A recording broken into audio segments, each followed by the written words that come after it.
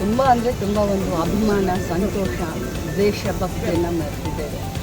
ನಿಜವಾಗ್ಲೂ ರೋಮಾಂಚನ ಅಂತ ಅನಿಸುತ್ತೆ.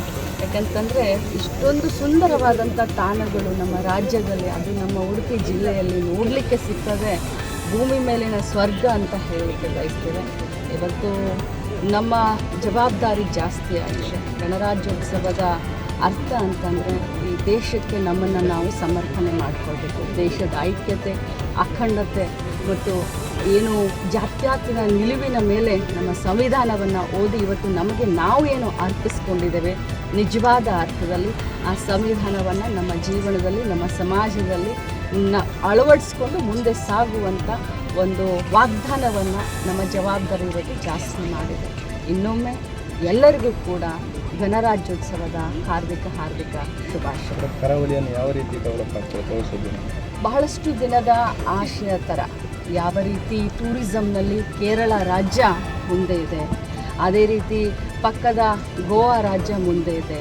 ನಮ್ಮ ಕರಾವಳಿ ಭಾಗದಲ್ಲಿ ಅತ್ಯಂತ ಉದ್ದವಾದಂಥ ಈ ಒಂದು ನಾವು ಹೇಳ್ತೀವಿ ಅಂತ ಹೇಳ್ತೀವಿ, ಸಮುದ್ರ ಸುಮಾರು 90 ಕಿಲೋಮೀಟ್ರ್ ಉತ್ತರ ಕನ್ನಡ ಜಿಲ್ಲೆಯಿಂದ ದಕ್ಷಿಣ ಕನ್ನಡ ಜಿಲ್ಲೆ ಉಡುಪಿಯನ್ನು ಸೇರಿ ಸುಮಾರು 90 ಕಿಲೋಮೀಟ್ರ್ ನಮಗೆ ಸಿಗುತ್ತೆ. ಸೊ ಇಂಥ ಒಂದು ಸಂದರ್ಭದಲ್ಲಿ ನೇಚರ್ ತುಂಬ ಚೆನ್ನಾಗಿದೆ.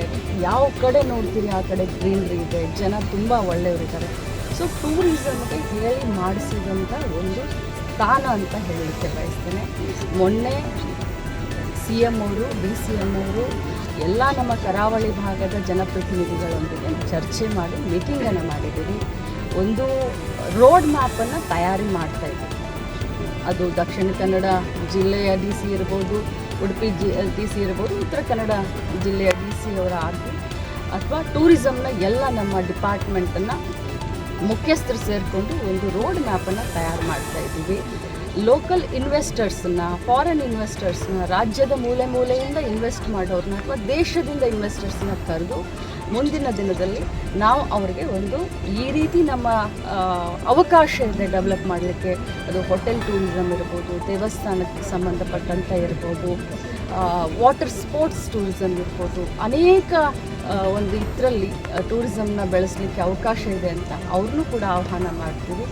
ರಾಜ್ಯ ಸರ್ಕಾರದಿಂದ ಏನೆಲ್ಲ ಇನ್ವೆಸ್ಟರ್ಸ್ಗೆ ಏನೆಲ್ಲ ಸರಳೀಕೃತವಾದಂಥ ಏನೆಲ್ಲ ಕಾನೂನುಗಳನ್ನ ತರಬೇಕು ಅಥವಾ ಅವರ ಡಾಕ್ಯುಮೆಂಟ್ ಸಿಂಗಲ್ ವಿಂಡೋ ಕ್ಲಿಯರೆನ್ಸ್ ಅಂತ ಹೇಳ್ತೀವಿ, ಏನೆಲ್ಲ ಆಗದೆ ಒಂದು ಕಡೆನೇ ಅವ್ರ ಡಾಕ್ಯುಮೆಂಟ್ಸ್ ಕೊಟ್ಟರೆ ಇಮಿಡಿಯೇಟಾಗಿ ಅವ್ರಿಗೆ ಪ್ರೋತ್ಸಾಹವನ್ನು ಕೊಡಲಿಕ್ಕೆ, ಎಲ್ಲ ರೀತಿಯಾದಂಥ ಕ್ಲಿಯರೆನ್ಸ್ ಕೊಡಲಿಕ್ಕೆ ನಾವು ಸನ್ನದ್ಧರಾಗಿದ್ದೀವಿ. ಮತ್ತಷ್ಟು ಸುದ್ದಿಗಳಿಗಾಗಿ ನೋಡ್ತಾ ಇರಿ ಪಬ್ಲಿಕ್ ನ್ಯೂಸ್ 24x7. ಇದು ಸತ್ಯದ ಧ್ವನಿ.